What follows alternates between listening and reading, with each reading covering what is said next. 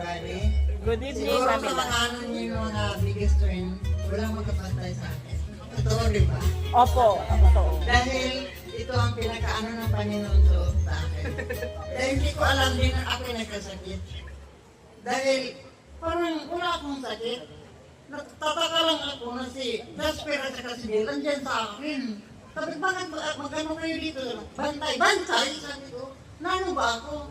At maya-maya, pinasakay na ako nila ng ano, siguro di pa lang yung ipan. Pinasakay na ako nila doon sa Maynila at ako yung panahon na sa bahay. Pero ang bahay ko iba na. Yung hagdanan daw sa gilid na, hindi na itong hagdanan. Kung minsan nagtataka sa sarili ko tapos, wala na ako mamalayan.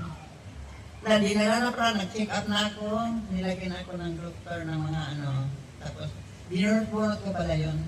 Yung nakagising na ako, yung mga doktor ay gusto na ba akong i-release? Tapos parang 8 doktor sila nagsabi sa akin. Primero ang head doktor, hindi ko na natandaan kung anong sinasabi nila. Yung last doktor na nagsabi sa akin, sinabi niya, Mami, congratulations. Tapos kinuha niyang kamay ko, niya. God give you a second life.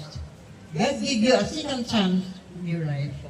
Tapos sinabi niya, bihira lang ang nakaka-survive dahil grabe ang sakit mo.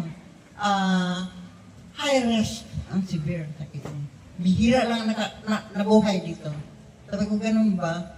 Tapos sabi niya, tapos hindi ako pabor sa sinabi ni Faith na, ano ba yung sinabi ni Faith sa akin? Recovery?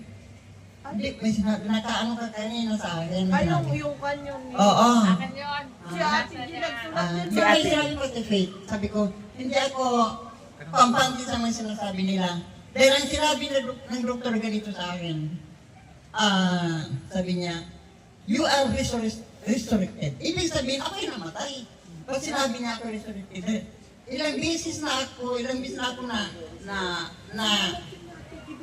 nakaano ng anesthesia. May mga dreams ako, yung talagang 3 days, 4 days, and 4 nights. Wala akong panaginip. Parang natulog lang ako ng 5 minutes.